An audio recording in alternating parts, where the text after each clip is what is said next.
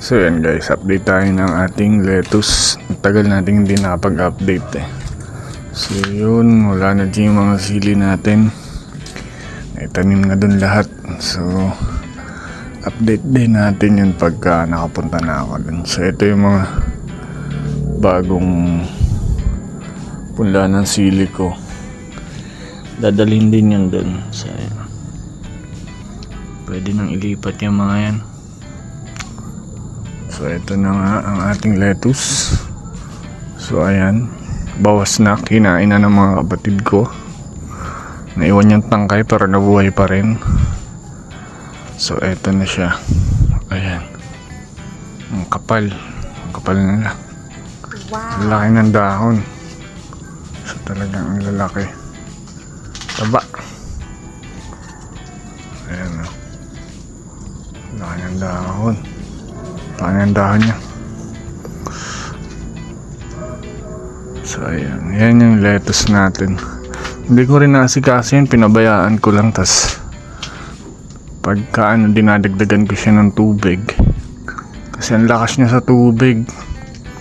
Tas hinahaluan ko na lang din ng pataba yung tubig niya. So ayan, isang beses lang ako nagpataba dyan. Ayan na siya, lalaki na. Sa dulo, nung wala ako, hinarvest na ng kapatid ko, kinain na nila. So ayan, natry ang tangkay. So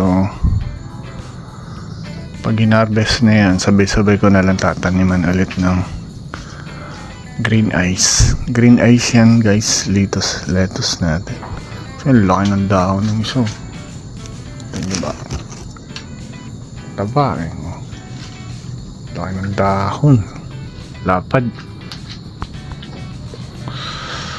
So hindi pa natin yan, hindi pa yan masyado na asikaso, pero hayaan nyo lang siya. Pagka tanim ko, hinayaan ko lang siya eh. So ayan, tapos sisilip-silipin nyo lang kung yung tubig nababawasan, so dadagdagan nyo lang. So ayan, dito pala wala na yung mga sili sa baba. Yung iba di ba puno yan, nailipat ko na, so hindi pa ako nakakapunta doon. Tingnan natin kung ano na rin yung itsura ng sili doon sa kabila. Pero ito, pangatlong punla ako na to eh. Pwede na rin yung ilipat. So yan, lalaki na din. Tataas na. 3 weeks lang yan. Magfo 4 weeks. Pwede na siyang ilipat. So yan.